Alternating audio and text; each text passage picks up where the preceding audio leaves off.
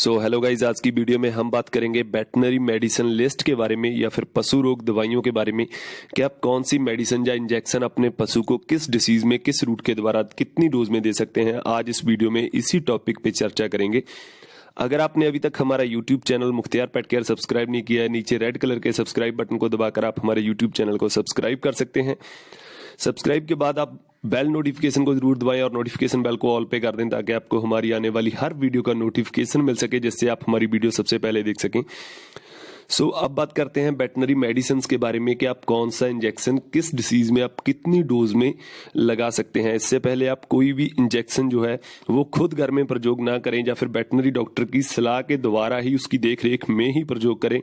ये आप खुद घर में प्रयोग करना आपके पशु के लिए हानिकारक हो सकता है, तो आप इसे खुद घर में ना प्रयोग करें। अब बात करते हैं एम्पिसिलिन के बारे में या फिर एम्पिसिन बेट के बारे में। इसमें एम्पिसिलिन होता है, अगर ये 4 ग्राम का इंजेक्शन है तो इसमें 4 ग्राम एम्पिसिलिन रहता है जो एक पेनिसिलिन इंजेक्शन है।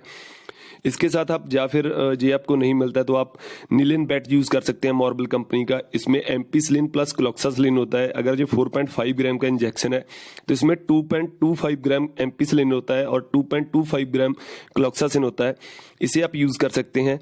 किन किन डिसीज में यूज कर सकते हैं, तो अगर आपको अपने पशु में एनिमल्स में जो है आरटीआई, जिसे हम रेस्पिरेटरी ट्रैक्ट इन्फेक्शन बोलते हैं, श्वास प्रणाली की जो इन्फेक्शन है उसमें आप इसे यूज कर सकते हैं। यूटीआई में इसे यूज कर सकते हैं। जो मूत्र प्रणाली की किसी भी प्रकार की इन्फेक्शन है, गैस्ट्रोइंटेस्टाइनल में यूज कर सकते हैं। पेट या फिर आंत की संबंधी कोई भी प्रॉब्लम है उसके लिए आप इसे यूज कर सकते हैं। Skin and soft tissue infection के लिए यूज कर सकते हैं। अगर स्किन की कोई प्रॉब्लम है या फिर चमड़ी के जो नीचे सॉफ्ट टिश्यू है उसकी कोई प्रॉब्लम है उसके लिए भी आप इसे लगा सकते हैं। ओटिटिस में से आप यूज कर सकते हैं, जिसे हम कान की सोजिश बोलते हैं।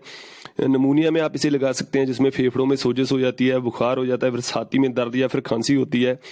आप इसे मेस्टाइटिस में लगा सकते हैं, जिसे हम लेवा या फिर थनों की सोजिश बोलते हैं, ऐसे में आप इसे लगा सकते हैं। मेट्रिटिस में लगा सकते हैं, जिसे हम इन्फ्लेमेशन ऑफ यूट्रस बोलते हैं, उसमें आप इसे लगा सकते हैं। इसके बाद आप स्नोबिटिस में लगा सकते हैं, जो स्नोबिकल जो ज्वाइंट्स हैं उसमें सोजिश या दर्द है उसमें लगा सकते हैं। अब बात करते हैं बर्ड्स में, आप इसे पंछियों में भी दे सकते हैं।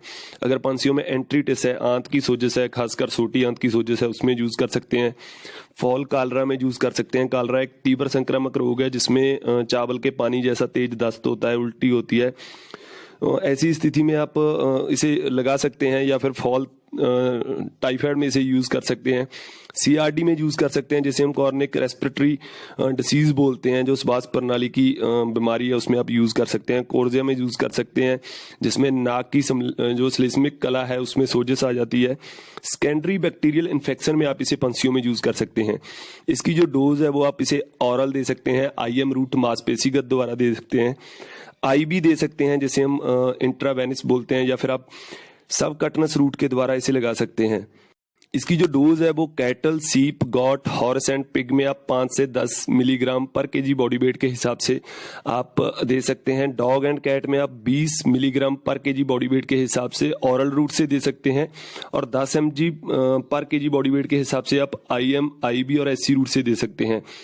तो ये इसकी डोज है, लेकिन आप ये ध्यान रखें कि आप किसी भी पेनिसिलिन हाइपर सेंसिटिव जो एनिमल है उसमें आप इस इंजेक्शन को एम्पिसिलिन को यूज ना करें।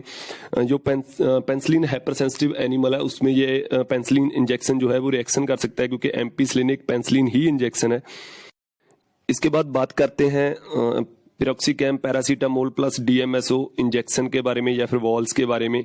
ये दोनों फॉर्म में आता है, बॉल्स में भी मिल जाता है आपको। बॉल्स में इसका जो पिरोक्सिकैम है वो 100 mg, paracetamol 1500 mg and DMSO जो है वो 25% होता है। इंजेक्शन में पिरोक्सिकैम 20 mg, पैरासीटामोल जो है वो 150 mg और डीएमएसओ जो है वो 25% होता है। इसे आप किस किस डिसीज में या फिर सिम्पटम्स में यूज कर सकते हैं। आप इसे फीवर में यूज कर सकते हैं। अगर आपके पशु को बुखार है उसमें ये इंजेक्शन आप अपने पशु को दे सकते हैं। पेन है, पशु के दर्द हो रहा है, चाहे वो किसी भी प्रकार का है, उसमें आप ये इंजेक्शन या बॉल्स जो है अपने पशु को दे सकते हैं। पायरेक्सिया में आप इसे यूज कर सकते हैं। अगर आपके पशु को बुखार जो है वो बार बार हो रहा है और लंबे समय से चल रहा है, ऐसी स्थिति में आप इसे यूज कर सकते हैं। या फिर और जो सोजस किसी भी प्रकार की है उसमें आप ये इंजेक्शन या बॉल्स अपने पशु को दे सकते हैं। इसकी जो डोज है वो आप ऑरल या IM रूट के द्वारा दे सकते हैं। अगर हम बॉल्स की बात करें तो आप लार्ज एनिमल को 2 बॉल्स वंस ए डे, दिन में एक बार 2 गोली दे सकते हैं। अगर हम स्मॉल एनिमल की बात करें तो आप 1 बॉल्स वंस ए डे, दिन में एक बार 1 गोली दे सकते हैं। अगर इंजेक्शन की बात करें तो आप जो इंजेक्शन है आप 1 ml पर 25 kg बॉडी वेट के हिसाब से अपने पशु को लगा सकते हो। IM रूट के द्वारा लगाना है, मांसपेशीगत ये इंजेक्शन आप लगा सकते हैं। इसके बाद बात करते हैं TRP वॉल्स के बारे में। ये मैरियल कंपनी का प्रोडक्ट है। इसे आप किस किस डिसीज में या फिर किन किन सिम्पटम्स में अपने पशु में यूज कर सकते हैं। इस बॉल्स में मेनली जिंक होता है, ये जिंक की टैबलेट है TRP वॉल्स। इसे आप किस डिसीज में यूज कर सकते हैं इसकी बात करते हैं।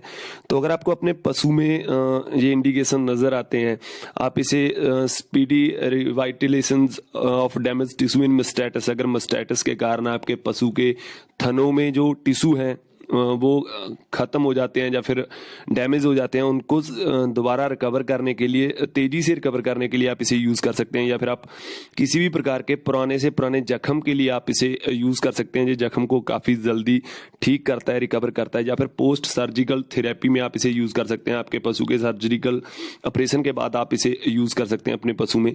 इसकी जो डोज है वो आपने ऑरल रूट के द्वारा देना है।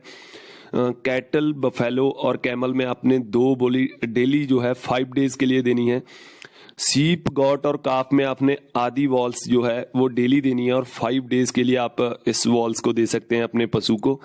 इससे आपके पशु के जो भी जख्म है या फिर जो सर्जिकल थेरेपी में आप इसे यूज कर सकते हैं। इसके बाद बात करते हैं नोवार्टिस इंजेक्शन एसेटिलार्सिन के बारे में कि आप इस इंजेक्शन को किस किस डिसीज में या फिर किन किन सिम्पटम्स में यूज कर सकते हैं। ये नोवार्टिस कंपनी का इंजेक्शन है। इस इंजेक्शन को आप किन किन डिसीजेस में या फिर किन किन रोगों में अपने पशु में यूज कर सकते हैं या लगा सकते हैं। तो अगर डिसीजेस के बारे में बात करें तो आप इसे लगा सकते हैं अगर आपके पशु में किसी भी प्रकार की कोई डेबिलिटी है, कमजोरी है, आप इसे जर्नल टॉनिक के तौर में लगा सकते हैं अपने पशु में। इसे आप हेल्थ मिन्थासिस में यूज कर सकते हैं, जैसे हम आम रोग में बोलते हैं कि आंतों में कृमियों का होना या फिर जो है वॉर्म्स का होना आंतों में, ऐसी स्थिति में आप इसे अपने पशु को दे सकते हैं। या फिर एनीमिया में दे सकते हैं। अगर आपके पशु में खून की कमी है, आपके पशु के पेट में परजीवी हैं, उन्हें खत्म करने के लिए आप इसे यूज कर सकते हैं। इसके अलावा आप कॉर्निक इन्फेक्शन में आप इसे यूज कर सकते हैं। इसकी डोज जो है वो आप IM या फिर SC रूट में आप दे सकते हैं। ये इंजेक्शन जो है आपने 3 से 6 इंजेक्शन देने हैं और एक दिन छोड़कर आप अल्टरनेट डेज में आपने ये लगाने हैं। एक दिन छोड़कर आप ये इंजेक्शन 3 से 6 इंजेक्शन आप अपने पशु को लगा सकते हैं। कैटल और हॉर्स में आप जो 4 महीने से 1 साल तक है उसमें 5 ml आपने IM SC रूट से देना है। जो 1 साल से ऊपर है उसे आप 10 ml इंजेक्शन दे सकते हैं IM और SC रूट के द्वारा। लेकिन आप ये इंजेक्शन लगाते समय ये ध्यान रखें कि आप कोई भी वेटनरी इंजेक्शन खुद घर में प्रयोग ना करें। आप वेटनरी डॉक्टर की देखरेख में या फिर उसकी सलाह से ही यूज करें। बहुत बार ऐसा होता है पशुपालक जो है वो ज्यादा डोज का इंजेक्शन लगा देते हैं अपने पशु को जल्दी से रिकवर करने के लिए, या फिर वो डोज पे इतना ध्यान नहीं देते हैं। तो ये आपके पशु के लिए खतरनाक हो सकता है। आप ऐसी गलती कभी ना करें। आप अपने पशु को जितनी डोज रेकमेंडेड की जाती है आप उतनी डोज का इंजेक्शन ही अपने पशु को दें। अगर आप ज्यादा डोज अपने पशु को देते हैं तो ये आपके पशु के लिए साइड इफेक्ट जो है पैदा कर सकता है। तो ये कुछ मेडिसिन या इंजेक्शन थे जिससे आप अपने पशु का ट्रीटमेंट कर सकते हो, या फिर अपने पशु को इन डिसीज में आप उनका इलाज जो है इन मेडिसिन से कर सकते हो। तो ये थी हमारी आज की वीडियो वेटनरी मेडिसिन लिस्ट के बारे में। ये आपको वीडियो कैसी लगी आप हमें कमेंट सेक्शन में जरूर बताएं। अगर आपको वीडियो पसंद लगे तो लाइक कीजिए हमारी इस वीडियो को, साथ ही साथ अपने पशुपालक दोस्तों और मित्रों के साथ इस वीडियो को शेयर करें। ऐसी ही वेटनरी मेडिसिन की वीडियो को देखने के लिए आप हमारे YouTube channel Mukhtiyar Pet care को सब्सक्राइब कर सकते हैं। हम आपके लिए ऐसी ही वेटनरी वीडियोज लेके आते रहते हैं। हमारी वीडियो को देखने और पसंद करने के लिए आपका बहुत बहुत धन्यवाद।